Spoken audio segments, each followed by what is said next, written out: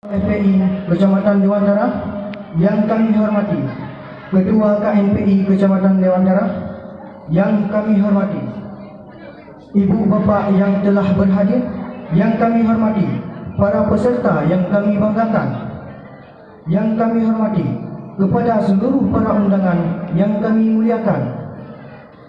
Dengan mengucapkan Bismillahirrahmanirrahim, acara penutupan musabakah anak muda Kampung Kedai Kerumbutu yang pertama tahun 2019 dimulai.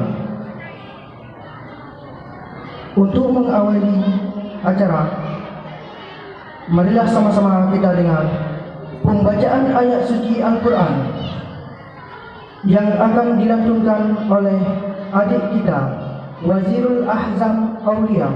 Kepada adik kita Wazirul Ahzam Aulia kami persilahkan.